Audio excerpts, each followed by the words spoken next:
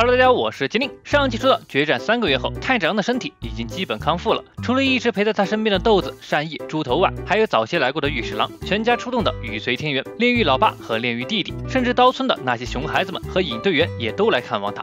义勇也带着师傅和太子郎两人团聚。而与此同时，鬼杀队也宣布解散。太子郎带着豆子和善意、猪头回到了老家，几人组成了一个大家庭，让这个屋子又重新充满了欢声笑语。时光如梭，转眼几十年过去，来到了现代大都市。而如今的他们都还好吗？那么废话不多说，进入我们的解说时刻。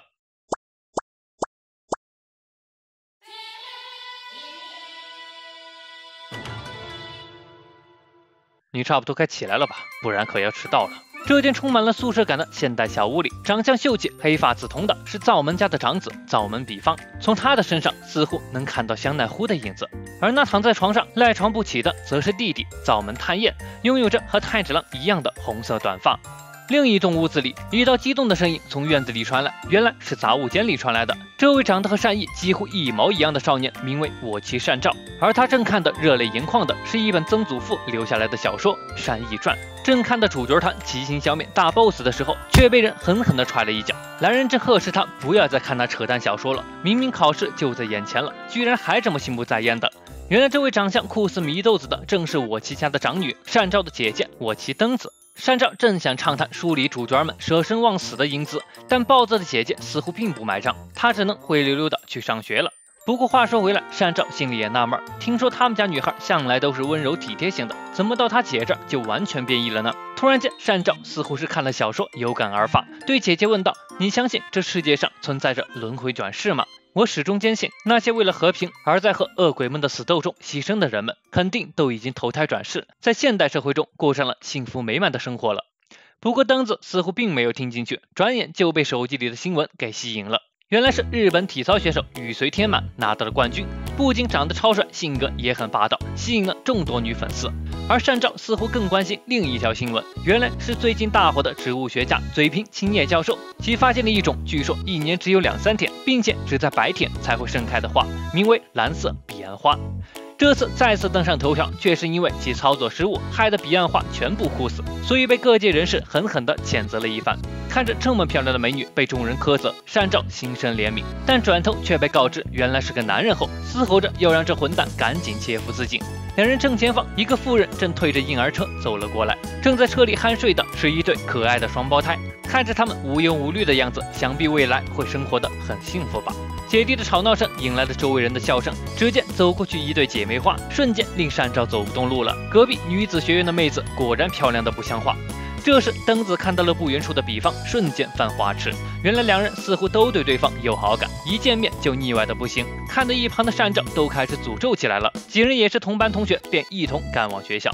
路途中，一家幼儿园老师吸引了善照的注意，这魁梧高大的身材，穿着个粉色围裙也太不合适了吧。而一旁的两人正商讨着午饭要不要去那在桌面摆着白蛇摆件且分量超足的快餐店吃。不过立刻就被比方反映到，恐怕不太行，因为就在不久前，善照死盯着老板娘的胸不放，而被老板丢过菜刀呢。灯子的死亡凝视差点没吓死善照。另一边赖床的探燕终于醒了，看了看时间，不好，就要迟到了，赶紧穿上衣服，蹲在窗户上给妈妈道别，竟然就这样直接翻了下去。然后纵身一跃，一套令人咋舌的跑酷技巧，能看出来他的身体素质非常强，背着个书包还能在高楼上跑酷，完美诠释了什么叫身轻如燕。途中不得不经过的一户人的院子里，两位老人正在悠闲的下棋。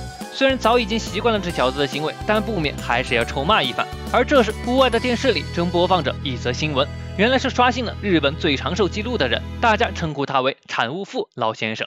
出了院子，经过了钢铁种装备店，差点撞上了3个豆豆眼小妹妹。紧接着路边的警车引起了他的注意，看上去似乎就是冲着他来的一样。不过管不了那么多了，一个侧翻直接就从车前盖上翻过去了，还不忘回头说声抱歉，气得2名脸上长着疤痕的警察直打哆嗦。原来他们正是来抓这个被举报了整整7次的高中生臭小子的。看了看时间，糟了，快赶不上了。不过看到路边的低年级小朋友，也意味着已经离学校不远了。虽然来不及听清他们在说些什么，但似乎在摆弄手里的面具饰品。此刻的校门口，同学们已经陆续赶到了。一名红着脸的男生正看着手机里漂亮的大姐姐，立刻就被身边的死党黑着脸说道：“这该不会是你女朋友吧？”正当他摆手解释的时候，山照突然冒了出来，因为他也认识这个漂亮姐姐。原来这是迷之男性画家山本裕史郎笔下的作品。据说他从来只画这名为朱诗的女子，不过似乎性格很古怪，面对强行登门采访的记者，甚至能直接掏出猎枪。说到这儿，山野华丽一笑，说道：“顺带提一句，他的第812幅作品《琉璃之花与朱氏》是我的初恋哦。”说完便深藏功与名离开了。说了半天，这人是谁呀？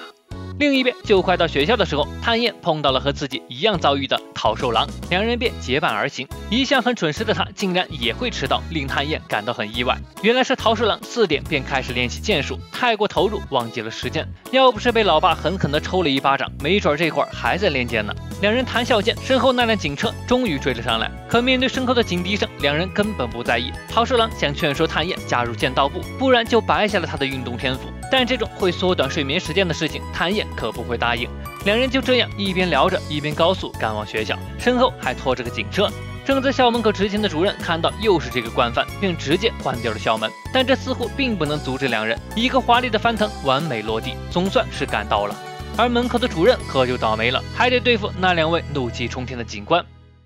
公园长椅上，那位登上新闻的嘴平博士喃喃道：“虽然差点被炒鱿鱼，不过今天也依旧很平静的，好像一个人在深山老林里生活啊。”这普普通通的一天，简单又很无聊，但即便是这样的生活，也会令人羡慕。就像山照说的那样，没准这样的生活是那些曾经和恶鬼搏命的人们用鲜血换来的呢。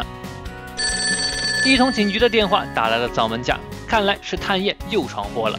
一旁的墙上挂着一柄黑色长刀，看上去很久都没动过了。上方的相框里摆放着一对耳饰和一张充满了欢声笑语的大合照。到这里，《鬼灭之刃》第205话宣告完结。陪伴我们这段美好时光的人和鬼的故事结束了，但那些会一直留存在记忆里的他们还没有结束。很快，关于岩柱炼狱幸处郎的外传即将开始连载，就让我们一起来期待关于大哥的故事吧。另外，《英勇外传》也已经开始制作，预计下周更新。喜欢本期视频的，别忘了关注和订阅哦，在这些地方也能看到麒麟的视频。最后，就让我们在鬼灭曾经带给我们的感动中结束本期视频吧。我是麒麟，我们下期再见。